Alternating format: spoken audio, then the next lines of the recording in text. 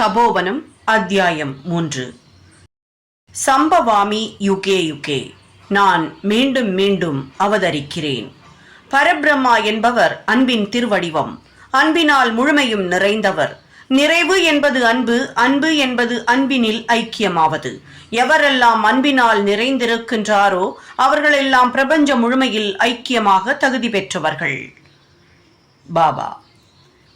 புட்டவர்தினி. இன்று புட்டபர்த்தி என்று அறியப்படுகின்ற கிராமம் பண்டைய காலத்தில் கொல்லப்பள்ளி, அதாவது பசுக்கள் கூட்டம் நிறைந்த கிராமம் என்ற பெயரில் அழைக்கப்பட்டு வந்தது. மொத்த இடமும் இடையர்களும் பசு கூட்டமும் நிறைந்திருந்தன.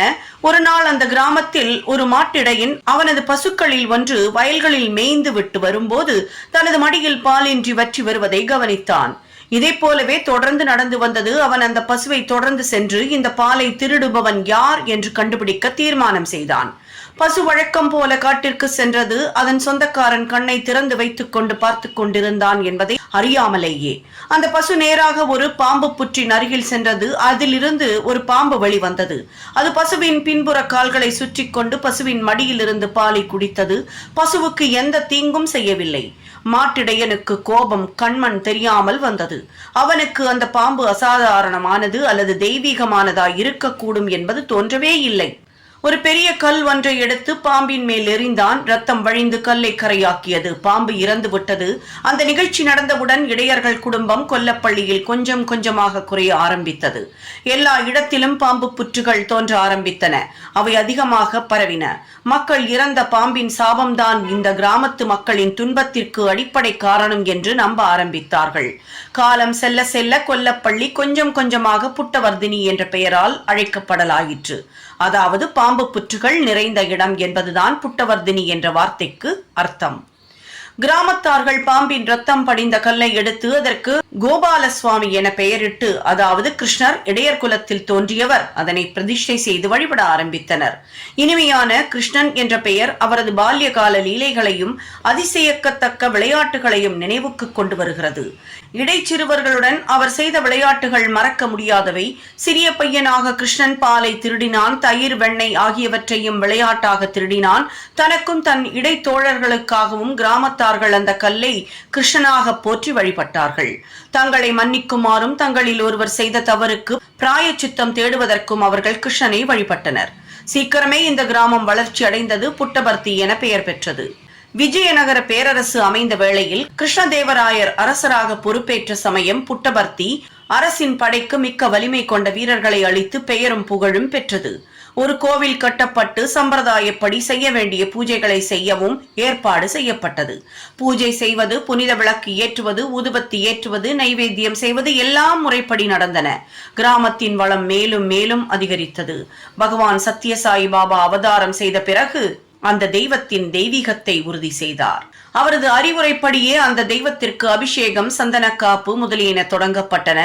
பக்தர்கள் ஆச்சரியப்படும்படி அந்த கல்லில் ஸ்ரீ கிருஷ்ணர் புல்லாங்குழலுடன் இருப்பது போன்ற உருவம் தென்படத் தொடங்கியது. புட்டபர்த்தியில் புகழ்பெற்ற பக்தியுடன் கூடிய ஒரு குடும்பம் வசித்து வந்தது. அதன் குடிப்பெயர் ரத்னாகரம். வெங்கட அவதூதா என்ற மகான் அந்த குடும்பத்தின் மூதாதையர்களில் ஒருவர். தாய் வழி தாத்தா கொண்டமராஜுதான் பகவான் ஸ்ரீ சத்யசாயின் தாத்தா. அவர் மிகவும் உயர்ந்த ஆத்மா. இறைவன் மேல் வைத்துள்ள பக்தியுடன் வாழ்க்கை நடத்தி வந்தார். பாகவதம், ராமாயணம் போன்ற இதிகாசங்களில் இருந்து கதைகளையும் பாடல்களையும் புத்தகங்களை பார்க்காமலேயே சொல்லும் வல்லமை படைத்தவர். அவர் கனவில் ஏற்பட்ட ஒரு உந்துதல் காரணமாக ஸ்ரீ சத்யபாமா தேவி திருக்கோவில் ஒன்றை உருவாக்கினார். இப்போது அது புட்டபர்த்தி சத்தியம்மா கோவில் என அழைக்கப்படுகிறது. கொண்டமராஜுவின் மனைவி பெயர் லட்சுமம்மா. அவர்களுக்கு 2 மகன்கள் பிறந்தார்கள். வெங்க அவதூதரை நினைவுபடுத்தும் வகையில் அவர்களுக்கு பெத்த வெங்கமராஜு, சின்ன வெங்கமராஜு என பெயரிட்டனர். இருவரும் தந்தையைப் போலவே பக்தி பாடல்களை பாடுவதில் வல்லவர்களாக விளங்கினர். ஜெய் சாய்ராம். ஈஸ்வரம்மா. கொண்டமராஜுவின் சில நெருங்கிய உறவினர்கள் கோவில்குண்டா தாலுகா, கர்னூல் மாவட்டத்தில் இருக்கும் கோலிமிகண்ட்லா கிராமத்தில் வசித்து வந்தனர். அவர்களது குலப்பெயர் மீனரகண்டா என்பது. அந்த குடும்பத்தை சேர்ந்த சுப்பராஜு என்பவர் சிவபெருமானுக்கு ஒரு கோவில் கட்டினார். கோவில் கட்டப்படும் போது சுப்பராஜுவுக்கு ஒரு பெண் மகவு பிறந்தது.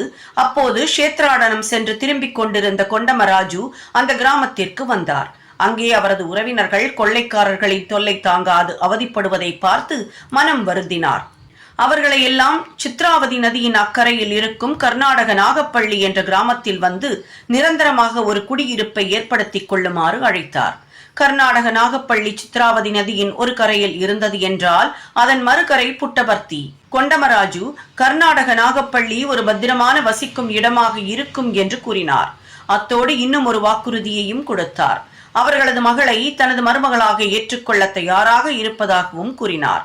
ஆகவே மீனா கண்டா குடும்பம் இடம்பெயர்ந்து கர்நாடக நாகப்பள்ளியில் வந்து தங்கியது.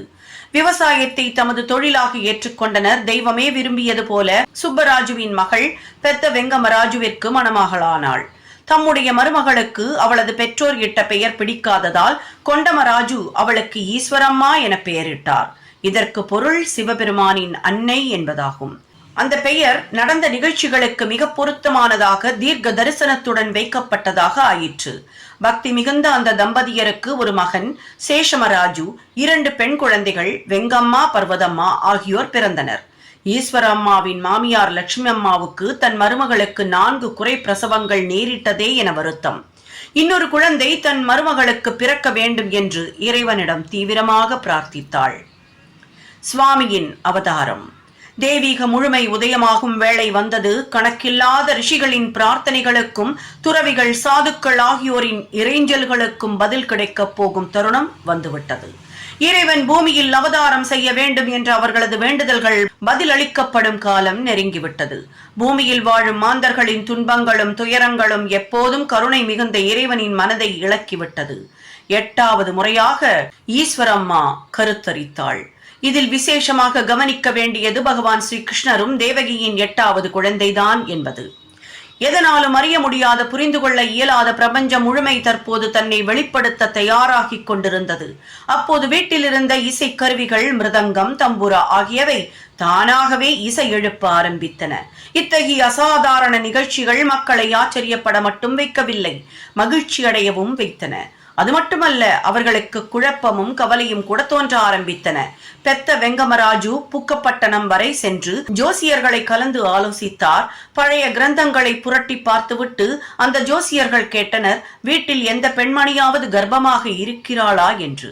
பெத்த வெங்கமராஜு ஆமாம் என்று சொன்னதும் ஜோசியர்கள் கூறினார்கள், கர்ப்பத்தில் இருக்கும் குழந்தையின் சந்தோஷத்திற்கு தெய்வீக பாடகர்கள் இசை மகிழ்ச்சி அளிக்கிறார்கள். ஒரு தெய்வீக அவதாரம் தோன்றும் போது இத்தகைய அதிசய நிகழ்வுகள் நடக்கும். ஜோதிஷ கிரந்தங்களிலிருந்து அந்த பகுதிகளை பெத்த வெங்கமராஜுவுக்கு ஜோசியர்கள் சுட்டிக்காட்டினர். அன்று 23 நவம்பர் 1926. ஹிந்து கேலண்டர் பிரகாரம் அது சோமவாரம், அதாவது திங்கட்கிழமை, பூர்ணிமைக்கு 3வது நாள். கார்த்திகை மாதம், அக்ஷய வருஷம், திருவாதிரை நட்சத்திரம். இந்துக்களுக்கு கார்த்திகை சோமவாரம் மிகுந்த புண்ணிய தினம், சிவபெருமானுக்கேற்றது. மக்கள் விசேஷ சிவபூஜை செய்து வழிபடுவர். அன்று அதிகாலை 4 மணியிலிருந்து லட்சுமம்மா தீவிரமாக ஸ்ரீ சத்திய நாராயண சுவாமி விரதத்திலும் வழிபாட்டிலும் ஈடுபட்டிருந்தாள். அந்த பூஜைகள் பக்கத்து பண்டிதர் வீட்டில் நடந்து கொண்டிருந்தது. அவளை அநேகம் தடவை கூப்பிட ஆள் அனுப்பினார்கள். ஏனென்றால் அவளது மருமகளுக்கு எந்த நேரமும் பிரசவம் நடந்துவிடும் என்கின்ற நிலைமை. ஆனால் லட்சுமம்மா அதையெல்லாம் கவனிக்கவில்லை. பூஜை முழுதும் முடித்து பூஜை பிரசாதத்துடன் தான் வீட்டிற்கு செல்வது என்பது அவளது தீர்மானமான முடிவாக இருந்தது. அவ்வாறே பூஜை முடியும் வரை இருந்து பிரசாதத்தை வாங்கிக் கொண்டுதான் வீடு திரும்பினாள். அவளது மருமகளுக்கு பிரசாதம் கொடுத்த போது மணி 5-6 அதிகாலை. குளிர்ந்த காற்று மிக இதமாக வீசியது. கோவில் துவஜ ஸ்தம்பத்தில் இருக்கும் மணிகள் காற்றில் அசைந்து இனிய ஒளி எழுப்பின. வீட்டின் உள்ள இசைக்கருவிகள் இனிமையான ஓசைகளை தானாகவே எழுப்பியது. காற்றில் இனிய சங்கீத அலைகளாக பரிமளித்தன. அந்த அற்புதமான மணித்துளியில் ஸ்ரீ சத்யசாயி என்னும் தெய்வீக அவதாரம் நிகழ்ந்தது. குழந்தையின் இடது கன்னத்தில் சிறிய கருமையான மச்சம் இருந்தது. அது சிவபெருமானின் ஜடையில் இருக்கும் பிறை சந்திரனை சூடியது போல காட்சியளித்தது. மார்பிலும் அவருக்கு ஒரு மச்சம் இருந்தது. அது பகவான் நாராயணனின் திருமார்பில் இருக்கும் ஸ்ரீவத்சம் என்னும் அணிகலனை போல திகழ்ந்தது. பாதங்களின் அடியில் சங்கும் சக்கரமும் காணப்பட்டன. அவையெல்லாம் தெய்வீகத்தின் அடையாள சின்னங்கள். ஈஸ்வரம்மாவின் மாமியார் ஸ்ரீமதி லட்சுமம்மா குழந்தையை எடுத்து பனை ஓலைகளில் முதலில் மெதுவாக படுக்க வைத்தாள். இது சம்பிரதாயமான வழக்கம். பனை ஓலை படுக்கை பிரசவ அறையின் மூலையில் இருந்தது. சிறிது நேரம் கழித்து அந்த படுக்கையின் துணிகளில் சிறிது அசைவு தெரிந்தது. அவள் குழந்தையை எடுத்து கையில் ஏந்தியவாறு படுக்கை துணிகளை ஆராய்ந்து பார்க்கும்போது படுக்கைக்கு அடியில் நாகம் சுற்றி வளைத்து படுத்திருந்தது. அவள் பயந்து போனாள். புட்டபர்த்தியில் நாகங்கள் இருப்பது அதிசயமில்லை. ஆனால் ஒரு நாகம் வளைந்து படுத்து குழந்தை படுக்கை இசைவாக படுத்திருப்பது, அதுவும் பிரசவ அறையில், அப்போது பிறந்த புத்தம் புது மலரான குழந்தையை தன்மேல் சுமக்க தயாராக இருந்தது அதிசயிக்கத்தக்கது.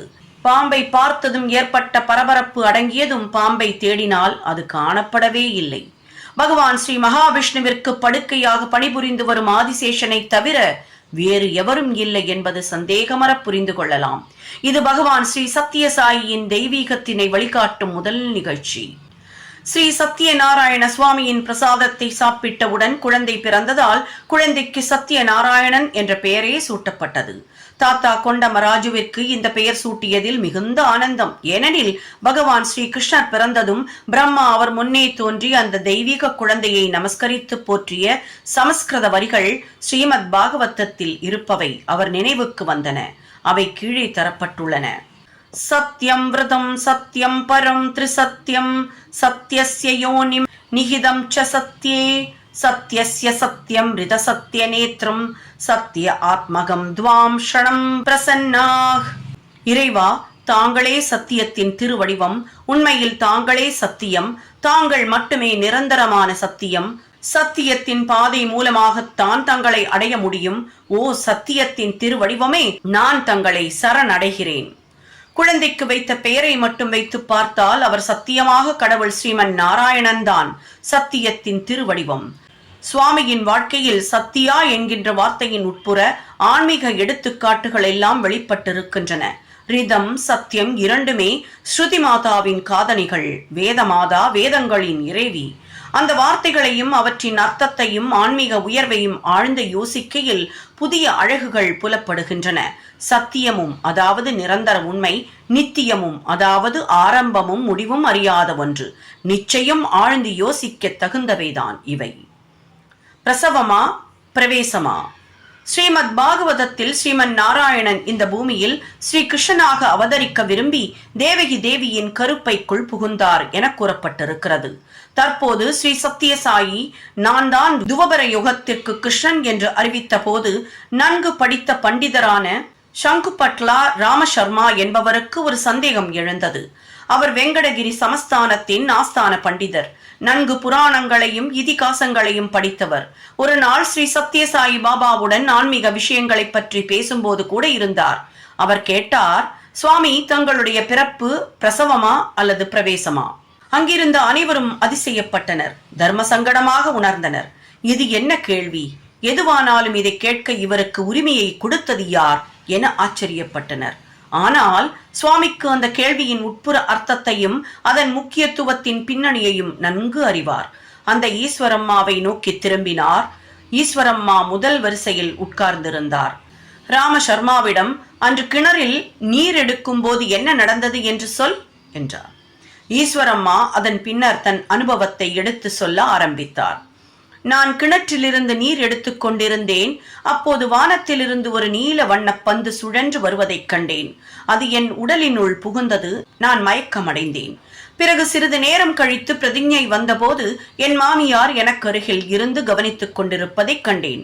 நான் அவர்களிடம் என்ன நடந்தது என்று விளக்கி கூறினேன். அவர்கள் இதை பற்றி யாரிடமும் மூச்சுவிடக்கூடாது என்று கூறினார். ஏனெனில் ஒவ்வொருவரும் தேவையற்றபடி தனக்கு தோன்றியபடியெல்லாம் பேசுவார்கள் என்றார். பகவான் இப்போது ராமசர்மா பக்கம் திரும்பி கூறினார், உங்களுக்கு இப்போது புரிந்திருக்கும் இல்லையா ராமசர்மா? எனது அவதாரம் பிரசவத்தால் ஏற்படவில்லை, பிரவேசத்தால் தோன்றியது என்றார். கொண்டமராஜு இந்த அதிசய குழந்தையை பூஜை அறையில் கொண்டு உட்கார வைத்துக் கொள்வார்.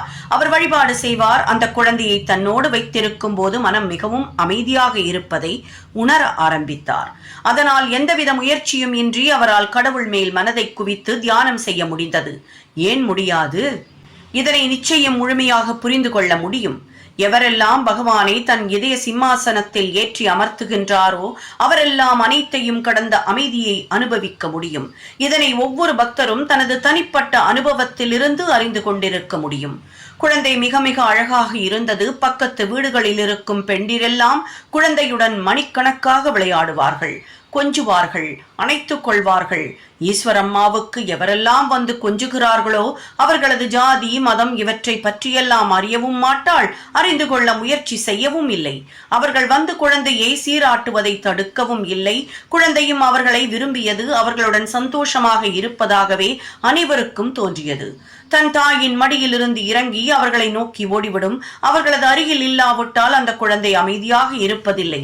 பகவான் சத்யசாயி ஒருமுறை அறிவித்தார், எவரெல்லாம் முழு மனதோடு தனக்காக ஏங்குகிறார்களோ அவர்களிடம் நிச்சயம் செல்வேன் என்று. நான் அவரது சின்னம் சிறு வயது விளையாட்டுகளை எல்லாம் கேட்கும் போது, குழந்தையாக இருந்தபோது அவர் பலகாலம் கழித்து என்ன அறிவித்தாரோ அதை அப்போதே நடைமுறைக்கு கொண்டு வந்து விட்டார் என்பது புரிகிறது. கொண்டமராஜுவின் வீட்டிற்கு அடுத்த வீடு கர்ணத்தினுடையது. கிராம வருமான அதிகாரி அவர். அந்த வீட்டில் இருந்த அவரது மனைவியின் பெயர் சுப்பம்மா. எப்போதெல்லாம் சுப்பம்மா அந்த அழகான குழந்தையை கையில் ஏந்துகிறாரோ குழந்தையின் முகமும் மகிழ்ச்சியால் மலர்ந்து விகசிக்கும். மகிழ்ச்சியுடன் சிற்சில அன்பு சத்தங்களை எழுப்பும். அந்த குழந்தையை தன்னுடன் அணைத்துக் கொண்டு மற்றற்ற மகிழ்ச்சி அடைவாள் அவள். அவளுக்கென்று குழந்தை பாக்கியம் ஏதுமில்லை. அதனால் அவள் இந்த குழந்தையை தன்னுடன் தன் வீட்டிற்கு எடுத்துச் செல்வாள். யுத்தத்தில் வென்று பெரும் செல்வத்தை எடுத்துச் செல்லும் பெருமிதத்துடன் அந்த குழந்தையை அணைத்தவாறு எடுத்துச் செல்வாள். தன்னுடைய தாய் அன்பை சத்தியத்தின் மீது அளவின்றி கொட்டினாள். சுப்பம்மாவின் குடும்பம் பிராமண குடும்பம், மரக்கறி உணவு உண்பவர்கள். சத்தியம் எப்போதும் சுப்பம்மா வீட்டிற்கு செல்ல விரும்புவார். அதைக் கண்டு மற்றவர்கள் சத்தியமும் தன் தாத்தா கொண்டமராஜுவை போல மரக்கறி உண்பவராகவே ஆகிவிடுவார், அதனால்தான் சுப்பம்மாவின் வீட்டிற்கு செல்ல விருப்பப்படுகிறார் என குறிப்பிடுவார்கள். உண்மையை சொல்வதானால் சத்தியம் தன் வீட்டில் இருப்பதை விட சுப்பம்மா வீட்டில் இருப்பதையே மகிழ்வாக எண்ணினார். கொண்டமராஜுவின் குடும்பத்தாரில் சிலர் ஈஸ்வரம்மாவை தேவகி என்றும் சுப்பம்மாவை யசோதை என்றும் அழைப்பது வழக்கம். இன்னும் ஒரு விசேஷ அம்சம் என்னவென்றால், சத்தியம் சாப்பிடுவதற்காக எந்த ஒரு குறிப்பிட்ட பொருளையோ உடுப்பதற்காக எந்த ஒரு குறிப்பிட்ட உடையையோ வேண்டுமென்று கேட்டதே இல்லை. வீட்டில் இருக்கும் குழந்தைகளுக்கு வேண்டிய துணிகள் பக்கத்து நகரத்திலிருந்து வாங்கி வரப்படும். ஹிந்துப்பூர் அல்லது அனந்தப்பூர் போன்ற பெரிய நகரங்களில் மட்டுமே நல்ல துணிகள் கிடைக்கும். அப்படி வாங்கி வந்த துணிகளை சுற்றி வீட்டில் இருக்கும் மற்ற குழந்தைகள் எல்லாம் கூடி தனக்கு பிடித்தவற்றை தேர்ந்தெடுத்துக் கொள்வர். ஆனால் சத்யாவோ எது மிஞ்சியிருக்கிறதோ அதை மிகுந்த மகிழ்ச்சியுடன் ஏற்றுக்கொள்வார். அவருடைய தேவை என்று எதையும் சுட்டிக்காட்டியதில்லை. இதுதான் வேண்டும் என்ற நோக்கமே அவரிடம் இருக்கவில்லை. ஆனால் மற்ற குழந்தைகள் எல்லாம் மகிழ்ச்சியாய் இருப்பதை பார்க்கும்போது சத்தியத்தின் முகம் மகிழ்ச்சியாலும் திருப்தியாலும் பூரித்திருக்கும். உனது மகிழ்ச்சியே எனது உணவு என்று சுவாமி பல வருடங்களுக்கு முன்பேயே அறிவித்து விட்டார். அது அவர் குழந்தையாய் இருக்கும் போதே கூட நிதர்சனமான உண்மையாக இருந்தது. மற்றவர் மேல் இரக்கம், தயை, கருணை, பிரேமை எல்லாம் அவரிடம் நிறைந்திருந்தன. ஏதாவது உயிர் உள்ள பிராணி துன்புறுத்தப்பட்டால் அதற்காக பரிதாபப்படுவார். சில விளையாட்டு பையன்கள் ஒரு முறை ஒரு கூடையில் 1 டஜன் தவளைகளை பிடித்து எடுத்து வந்தார்கள். அவற்றை துன்புறுத்தி வேடிக்கையாக விளையாடலாம் என்பது அவர்களின் எண்ணம்.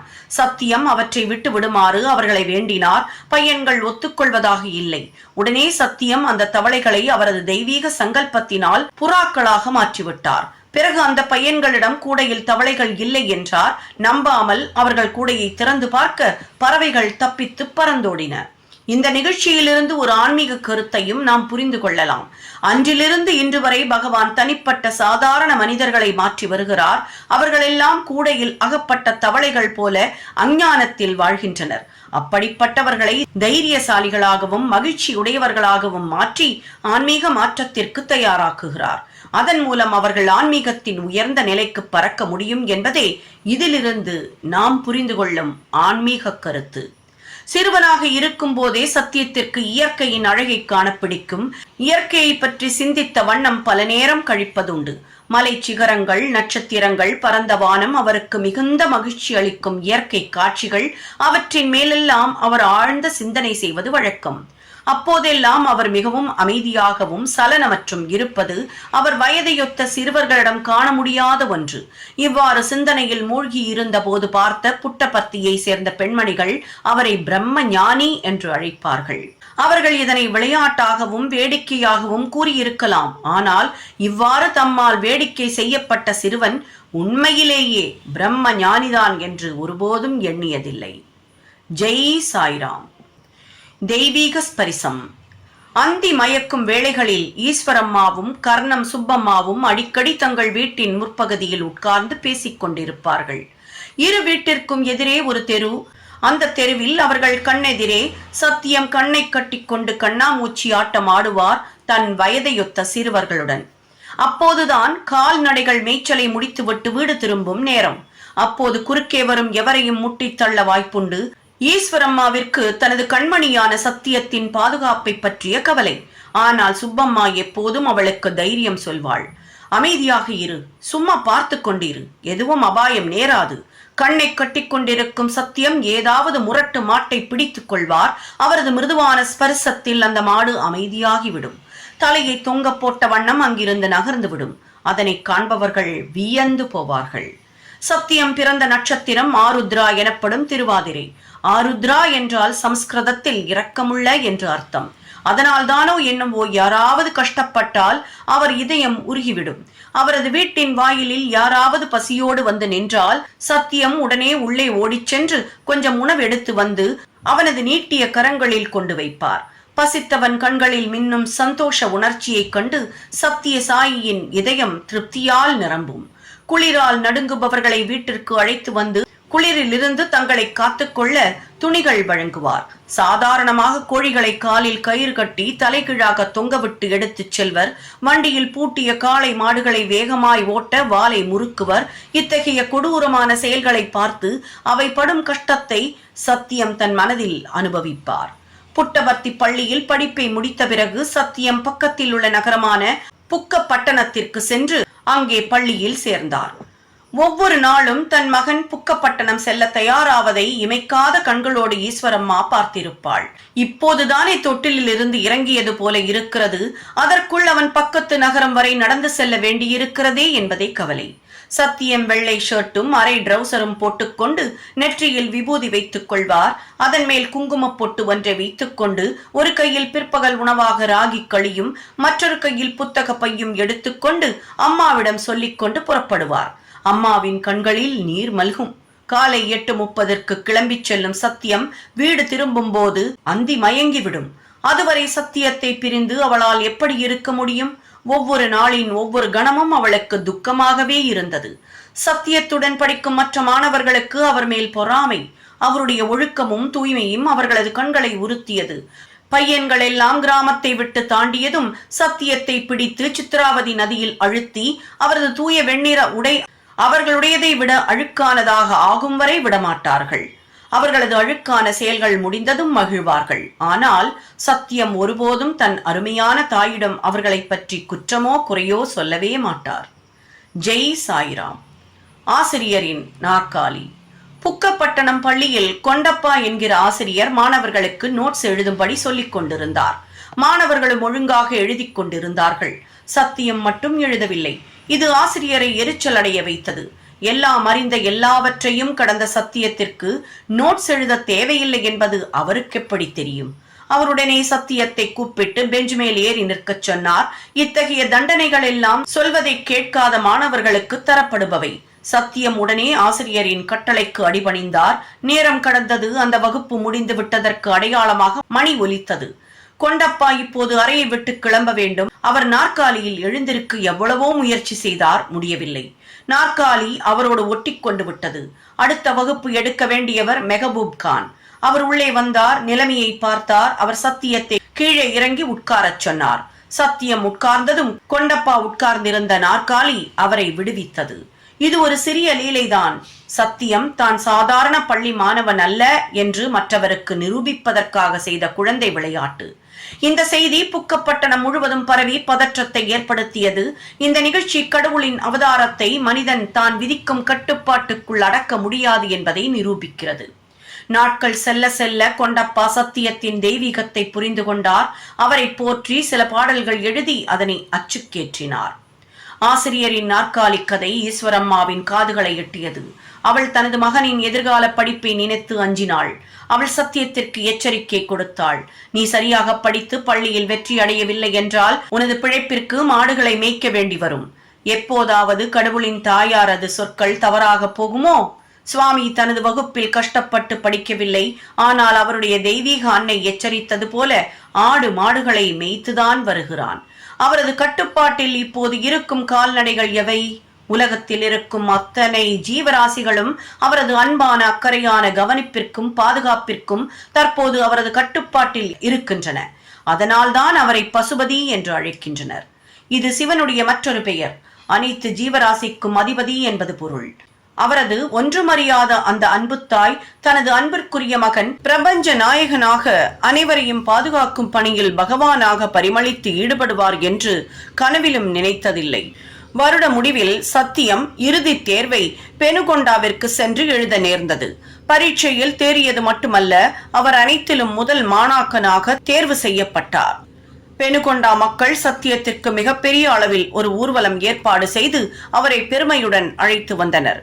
ஈஸ்வரம்மாவுக்கு தனது அழகு மகன் முதல் மாணாக்கனாக தேர்வு செய்யப்பெற்றது மகிழ்ச்சி அளித்தது என்றாலும் மற்றவர்கள் பொறாமைப்படுவார்களே என்று பயந்தாள்.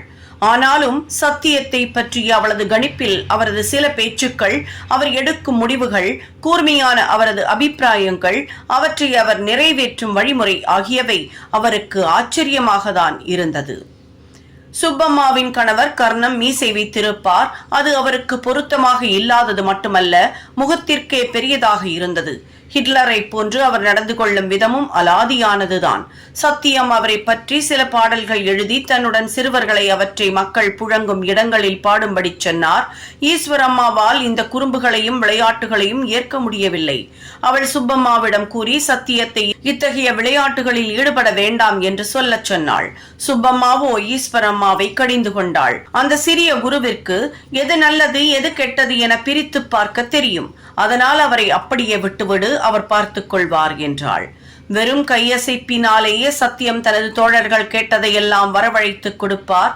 அது பழமோ மலரோ அன்றி இனிப்பு வகைகளோ எதுவானாலும் சரி, அவரது கையசைப்பில் அவை உருவாகும். அவரது தோழர்கள் இது எப்படி சாத்தியமாகிறது என்று கேட்டபோது சில தேவதைகள் அவரிடம் கொண்டு தருவதாக கூறுவார். ஆமாம், அவர் சொல்வதை நம்பாமல் இருக்க எந்த வாய்ப்பும் இல்லை. சுவாமிதான் உயர்ந்த இறைவன். அதனால் தேவர்களும் தேவதைகளும் அவர் கேட்பதை கொண்டு வந்து தருவது என்பது இயல்பானதுதானே. ஜெய் சாய்ராம். புலி வேட்டைக்காரர் கடிந்து கொள்ளப்பட்டார். ஒரு நாள் நண்பகல் நேரம் சீருடை அணிந்த ஒரு டிரைவர் புட்டபர்த்திக்கு வேகமாக நடந்து வந்து கொண்டிருந்தான். அவன் உள்ளே வரும்போது மரத்தின் கிளைகளில் அமர்ந்திருந்த பறவைகள் எல்லாம் பயத்தால் உறக்க கத்தின. சத்தியம் தன் நண்பர்களுடன் கர்ணம் சுப்பம்மாவின் வீட்டின் எதிரே உட்கார்ந்து பேசிக் கொண்டிருந்தார். அந்த டிரைவர் அவ்விடத்தில் அடியெடுத்து வைத்ததும் சில பையன்கள் எல்லாம் பயத்தால் சிதறி ஓடினர். அவன் சத்தியத்திடம் சொன்னான், அவனது முதலாளியின் ஜீப் சித்ராவதி நதியின் அக்கறையில் திடீரென்று நின்றுவிட்டது. முதலாளியோ மிகவும் கோபக்காரர். இந்த கிராமத்தில் அற்புதங்கள் நிகழ்த்தும் ஒரு பையன் இருப்பதாக கேள்விப்பட்டு வந்தேன். ஏதாவது விபூதி கொடுத்தால் அதை எடுத்து போய் தனது வண்டியை சரிப்படுத்தலாம், அத்துடன் முதலாளியின் கோபத்தையும் குறைக்கலாம் என்று கூறினான். சத்தியம் அவனுடன் ஜீப் இருக்கும் இடத்திற்கு வருவதாக கூறினார். அங்கே போனால் அந்த ஜீப்பின் சொந்தக்காரர் பெருமிதத்துடன் ஒரு இறந்த பெண் புலியை தடவிக் கொண்டிருந்தார். அவர் அதனை சமீபத்தில் தான் வேட்டையாடி இருக்க வேண்டும். சத்தியம் அவரை கேட்டார், இந்த பரிதாபமான மிருகம் உனக்கு என்ன கெடுதல் செய்தது? எந்த ஒரு காரணமும் இன்றி நீ ஏன் அதனை கொன்றாய்? அதனுடைய 2 குட்டிகள் தன் தாயை தேடி அலைகின்றன. அவற்றை காண பரிதாபமாக இருக்கிறது. நான் தான் உனது ஜீப்பை நின்று போகும்படி செய்தேன். நீ அந்த தாயில்லாத புலிக்குட்டிகளை காப்பாற்றி ஏதாவது நல்ல மிருகக்காட்சி சாலையின் பொறுப்பில் ஒப்படைத்து விடு. உனது மகிழ்ச்சிக்காகவும் சந்தோஷத்திற்காகவும் நீ எந்த ஒரு உயிரையும் பறிக்க கூடாது. நீ ஷூட் செய்ய வேண்டுமென்றால் கேமராவை வைத்து ஷூட் செய்யலாமே தவிர துப்பாக்கியால் அல்ல. அதுதான் உனக்கு நல்ல பெயரையும் புகழையும் கொண்டு வந்து சேர்க்கும் என்றார். அதிசயமாக நின்று போயிருந்த ஜீப்பின் என்ஜின் சட்டென்று உயிர் பெற்றது. பிறகு ஜீப் தான் வந்த வழியே திரும்பி போனது. பெத்த வெங்கமராஜு, சத்தியத்தின் தந்தை, வீட்டில் மிகவும் பயந்து கொண்டிருந்தார். ஒரு இங்கிலீஷ்காரனை, அதுவும் துப்பாக்கி வைத்திருப்பவனை போய் எதிர்த்து கொண்டால் தன் மகனுக்கு போலீசில் இருந்து ஏதும் துன்பம் வராமல் இருக்க வேண்டுமே என்ற பயம். ஆனால் அதற்கு பதில் அந்த ஆங்கிலேயன் தன் தவறை உணர்ந்தான். சில காலம் கழித்து அந்த பெண் புலியின் தோலை பதப்படுத்தி எடுத்து வந்து அதை சத்தியத்திற்கு காணிக்கையாக கொடுத்தான். இன்றும் கூட அது பிரசாந்தி நிலையத்தில் சுவாமியின் சிங்காசனத்திற்கு அடியில் விரிக்கப்பட்டிருக்கிறது. சுவாமியின் பாதங்களுக்கு இதமான, அதாவது ஃபுட் ரெஸ்டாக பயன்படுகிறது. சுவாமியின் வாழ்க்கை நிகழ்ச்சிகள் ஒவ்வொன்றும் சத்தியத்தின் தெய்வீக முழுமையை பிரதிபலிக்கும் கண்ணாடியாய் விளங்குகின்றன. சுவாமி அகிம்சையின் திருவடிவம். வாய் பேச முடியாத ஜீவன்களின் மேல் அவருக்கு இரக்கமும் தயையும் உண்டு. அவர் ஜீசஸ், புத்தர் ஆகியவரின் குணங்களை உருவெடுத்து வந்தவர். பகவான் ஆசிரியர்களுக்கெல்லாம் ஆசிரியர். ஓம் ஸ்ரீ சத்யசாயி பரபிரம்மணே நமகா. சாந்தி சாந்தி சாந்திஹி. இந்த சேனலை சப்ஸ்கிரைப் பண்ணாதவர்கள் பண்ணிட்டு மற்றவங்களுக்கும் ஷேர் பண்ணுங்க. நீங்கள் கொடுக்கக்கூடிய லைக் அண்ட் கமெண்ட்ஸ் கண்டிப்பாக எங்களை உற்சாகப்படுத்தும். உங்களது வாழ்வு முன்னேற வாழ்த்துக்கள். நன்றி, வணக்கம்.